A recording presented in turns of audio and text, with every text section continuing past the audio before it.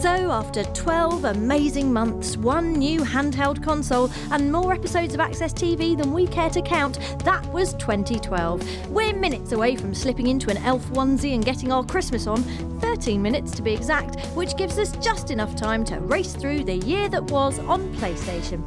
January was quiet, too quiet you might say if you were stuck in a low-rent survival horror. A low-rent survival horror like Amy, which alongside level-flipping Drip-em-up Puddle was the only game to be released for the whole month. The reason presumably being that February was about to turn up and looked even from quite far away like it was going to be one of the biggest months of the year, what with mad head-rolling shooter Never Dead, slick beat-em-up Soul Calibur 5 featuring Deadly Shampoo Ad Mitsurugi, and Final Fantasy 13-2 all arriving in the first week. That left plenty of time for Lunatic Girlfriend Psycho Horror Catherine, Supernatural Shooter The Darkness 2, great in a pulpy, extraordinarily red way, Thundering Car Park of Doom Twisted Metal, Grand Slam Tennis 2, and Kingdoms of Amalur Reckoning to hit PS3 before the month's main event, the arrival of PlayStation Vita. Our cameras caught the midnight madness of the handheld launch, before our hands and eyes got stuck into the first wave of games, including Little Big Nathan Drake Adventure Uncharted Golden Abyss, the 1,000 squidgy deaths of Escape Plan, and the effortlessly sleek Wipeout 2048, which we still love despite the trouncing we received at the hands of Zero-G pilot Amy Nakajima. Secretly though, the PS Vita title we like best of all was pre-order freebie Frobisher Says, which demonstrated the handheld's impressive range of functions through the demented commands of a sneering bow-tied man-child. And as if that wasn't enough, we saw February out with the twin sci-fi dystopias of Syndicate and Binary Domain, both offering dark visions of mankind's heavily robotic future, although to our minds Binary Domain came out on top thanks to the inclusion of a command system which let you shout at the telly. Kane. What is the matter? Shoot that massive robot. Please, wait a moment! Fire! OK! March saw sporting comebacks for SSX, which our snowboarding knowledge allows us to expertly describe as literally full of snow, and FIFA Street, a reboot full of changes, the biggest of which being that it wasn't rubbish anymore. Also not rubbish was the mighty Mass Effect 3, in which Commander Shepard saved humanity but was powerless to stop an army of superfans oblivious to reality from demanding a new ending to a game that had already been released.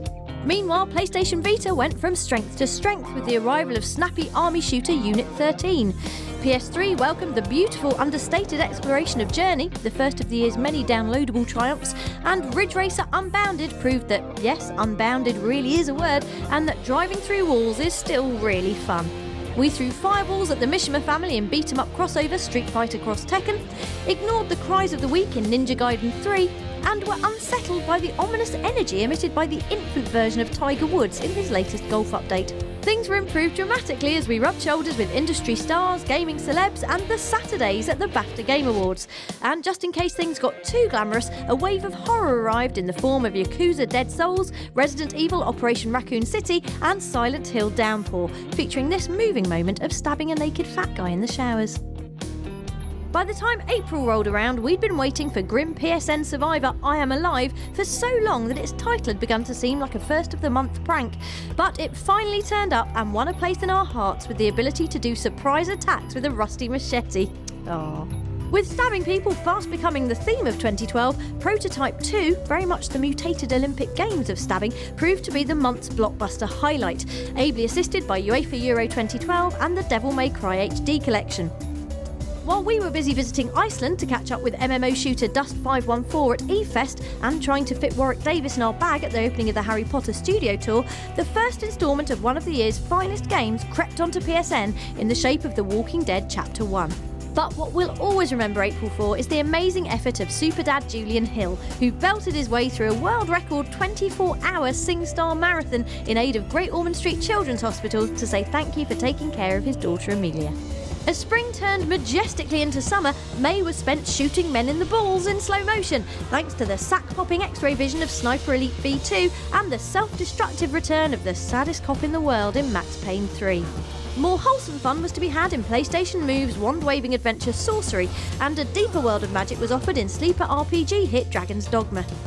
We went driving in honour of Dirt Showdown before Starhawk and Tom Clancy's Ghost Recon Future Soldier gave us a glimpse of what war would look like years from now.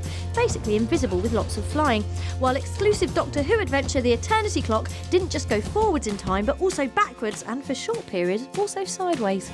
June was another big month for PS Vita, with the arrival of the handheld's first ever first-person shooter in the form of Resistance Burning Skies, a fine extension of the relentlessly bleak Alien Invasion series with a strong line in touchscreen axing. Alongside innovative action-adventure Gravity Rush, which had a toddler at a Rubik's Cube attitude to physics, as well as the Metal Gear Solid HD Collection. Ratchet & Clank added to the HD Collection, while Lollipop Chainsaw, Lego Batman 2 DC Superheroes and Virtua Fighter Final Showdown, we promised this time, filled out an eclectic but relentlessly upbeat schedule. A schedule spoiled only by the introspective, moral-plucking sandiness of Spec Ops: The Line. The local airborne insurgency has infiltrated the U.S. zone designated as my pants. While the nation prepared for the unexpectedly uplifting London Olympics, the official game served to remind us all that you really can achieve your dreams if you have weirdly overdeveloped hammer fingers and a savant ability to time power bar charges to optimal milliseconds. But the month was really dominated by the biggest event of the gaming calendar, the monstrous E3 Expo in Los Angeles. Access was right there on the show floor with community presenter Joe Merrick. I'm Joe Merrick, and this, I can't believe I'm saying this, but this is E3.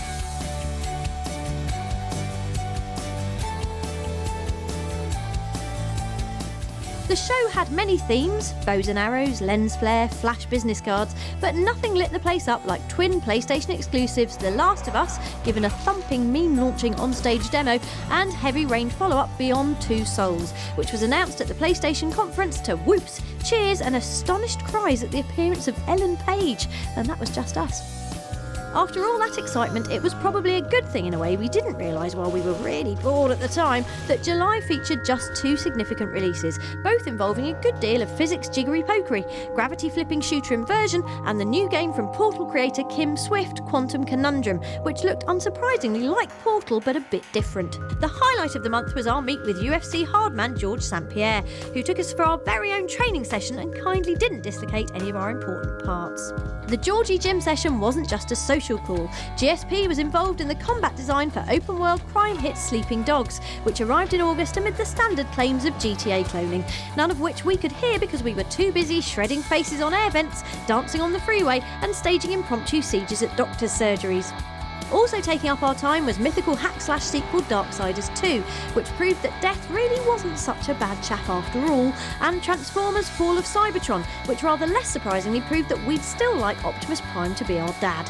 Tales of Grace's F flew the flag for Japanese RPGs, and it was also a month of travels. The announcement of Star Wars 1313 led to a behind-the-scenes trip to Lucasfilm, and we rocked back to LA for SummerSlam with awesome community presenter Chris Fox. But the big event was Gamescom, which saw Access TV providing daily reports from the show floor with man of many voices Mark Humes.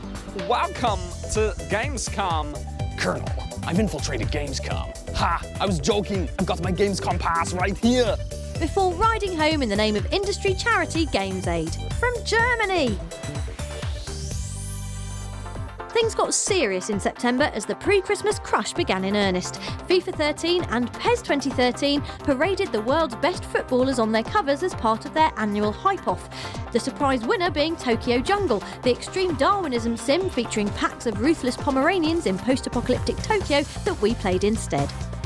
We also got furious with the end boss of Tekken Tag Tournament 2, didn't really understand anything that happened in Dead or Alive 5, fell in love with the ever-improving F1 2012, and built a warm place where nobody can hurt us in the newly portable Little Big Planet PlayStation Vita.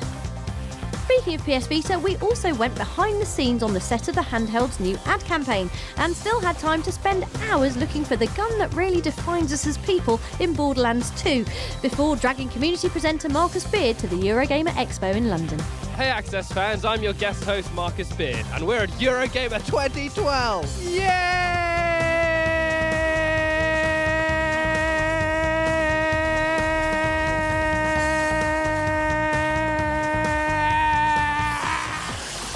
If February was huge, October was huger, packed with the year's mightiest AAA releases.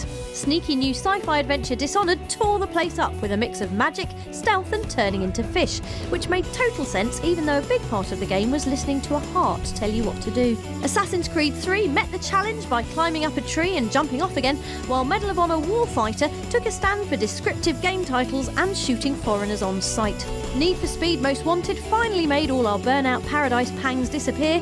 Resident Evil 6 made us hunger for human flesh, while 007 Legends was notable for this scream. Doom 3 BFG Edition was more fun if you forgot Doom 3 and played the mega old first two games instead, and paint-chucking downloadable The Unfinished Swan proved to be a thoughtful and touching way to waste loads of perfectly good black gloss. XCOM Enemy Unknown proved an unexpectedly emotional resurrection of an old classic, while PS Vita was well served with Assassin's Creed 3 Liberation and a perfect port of Most Wanted. The month finished off in style with the 30th Annual Golden Joystick Awards, where Stephen Fry turned up as a robot, and more importantly, PlayStation Vita's Uncharted Golden Abyss won Best Handheld Game of the Year. That's right, Drake, it's Gold. Gold! Always believe in this. Never gets old doing that. November continued the blockbuster onslaught with the biggest of them all, Call of Duty Black Ops 2, while COD also hit the PS Vita for the first time with Black Ops Declassified. Hitman Absolution saw the long-awaited return of Agent 47, which we celebrated with the saddest birthday party of all time, and open-world shooter Far Cry 3, which ranked high on the awesome meter thanks to air gliding, pirate shooting and hunting, but mostly because crocodiles! Epic Mickey 2, The Power of Two, conjured a world of forgotten tunes, Wonderbook Book of Spells conjured a world of interactive Hogwarts magic, and Sonic and All-Stars Racing Transformed battled it out with Little Big Planet Karting and F1 Race Stars for Best Arcade Kart Racer on PS3. WWE 13 brought us, and more specifically Kim, together with wrestler champ CM Punk. Ratchet & Clank returned with a tower defense twist in Q-Force, and just about everybody returned in frantic free-for-all PlayStation All-Stars Battle Royale, which saw a world of game heroes battering the heck out of each other for laughs, and also saw a special access live event in London to celebrate. Then suddenly everything went quiet again for December, when nothing stirred except a mouse, an HD remake of Munch's Odyssey for PS3, and the arrival of Stranger's Wrath on the PlayStation Vita. Oh, and you watched this video, for which we say a massive thank you. We hope your year has been as good as ours, and we'll see you for another one in a couple of weeks. Oh, and 55. That's the number of episodes of Access TV we made this year. That's earned a reindeer's body weight of biscuits, I think.